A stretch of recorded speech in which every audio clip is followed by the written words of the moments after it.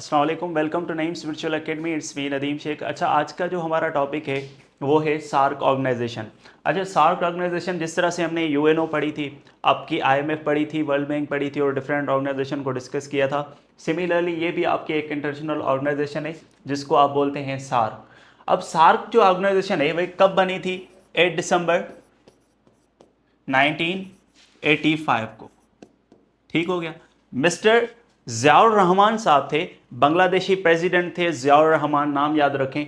तो उन्होंने एक आइडिया दिया था कि ये ऑर्गेनाइजेशन बनाएं ताकि जो साउथ एशियन कंट्रीज़ हैं उनका आपस में क्या हो, कोलैबोरेट हो, आपस में यानी ट्रेड हो, आपस में यानी कि भाई लेन देन हो। तो उसमें क्या होगा, करीबी जो कंट्रीज़ होंगे सारे उनका फ़ायदा होगा। अच्छा, ये सार्क ऑर्गेनाइजेशन 1985 में बनती है और उसके बाद इसका हेडक्वार्टर कहाँ है? नेपाल, काठमांडू इसका कैपिटल है। ठीक है, तो नेपाल काठमांडू में इसका क्या है, हेड ऑफिस है या हेडक्वार्टर है। उसके बाद फर्स्ट जो इसका हेड था उसका नाम था अबुल हसन। ये अबुल हसन कहाँ से थे? ये भी बांग्लादेश से थे।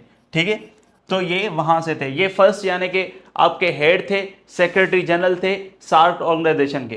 करंट हेड की अगर बात करें, कहीं पे एमसीक्यूज आ जाता है कि करंट हेड जो है वो कौन है आपका, तो मोहम्मद गुलाम सरवर जो हैं करंटली इसके हेड हैं, ये भी बांग्लादेश से बिलोंग करते हैं।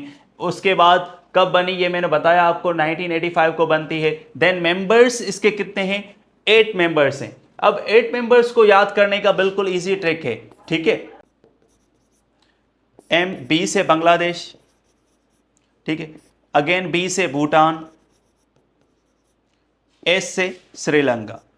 तो ये सारे के सारे जो कंट्रीज हैं आपके इस ट्रिक के थ्रू, पेन एमबीबीएस के थ्रू आपके याद हो सकते हैं। सो डिफरेंट नेक्स्ट यानी कि चीज समझने की कोशिश करते हैं कि ये इतनी बड़ी ऑर्गेनाइजेशन बनी क्यों आखिर।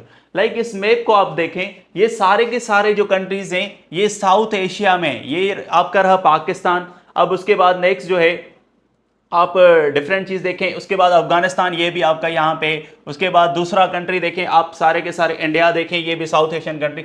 तो ये पूरे के पूरे कंट्रीज, भूटान हो गया, नेपाल हो गया, देन डिफरेंट कंट्रीज और भी हो गए। तो सारे के सारे आपको मालदीव्स, श्रीलंका, ये सारे के सारे आपको एक पड़ोसी कंट्रीज यानी एक ही एरिया में नजर आ रहे हैं, साउथ एशियन।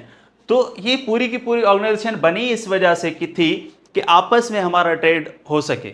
क्या होगा, जाहिर सी बात है, अगर पाकिस्तान को भाई ऑयल चाहिए, अब पाकिस्तान की अगर अच्छी कम्युनिकेशन, अच्छी यानी कि डीलिंग होगी ईरान के साथ, क्या होगा, ईरान तो खैर इसका मेंबर नहीं है, लेकिन नेबरिंग कंट्री जो भी होगा उसके पास, अगर अफगानिस्तान है, डिफरेंट इंडिया है, उसके पास जो चीज़ें हैं तो उनसे लेने में आसानी होगी एज कम्पेयर टू यानी कि हम दूर कहीं पे भाई रशिया से ऑयल लें, किसी और कंट्री से लें। तो इस वजह से ये ऑर्गेनाइजेशन बनी थी कि जो नेबरिंग कंट्रीज हैं उनकी यानी कि आप लोग हेल्प आउट करें और आपस में ही ट्रेड करें। रोल इसका क्या है भाई, इसका काम क्या है? सिंपली वही है जो मैंने अभी आपको बताया, to promote the welfare of the people of the South Asia, strengthen collective self reliance, promote active collaboration and mutual assistance in various fields and cooperate with international and regional organization। Like जो भी country के members हैं, इस organisation के members हैं countries, उनकी आपस में स्ट्रेंथन होगी, आपस में यानी यकजहती होगी, आपस में क्या होगा, एक दूसरे के साथ कॉपरेट होगा, कोलैबोरेशन होगा। उससे क्या होगा, ये जो साउथ एशियन कंट्रीज हैं वो आपस में मजबूत होंगे, ट्रेड के हिसाब से, इकोनॉमी के हिसाब से इकोनॉमी बूस्ट होगी। तो इसी वजह से ये आपकी इतनी बड़ी इंटरनेशनल ऑर्गेनाइजेशन बनी थी जिसका नाम है आपका सार्क। आई होप ये आप कभी नहीं भूलेंगे इंशाल्लाह। Thank you very much.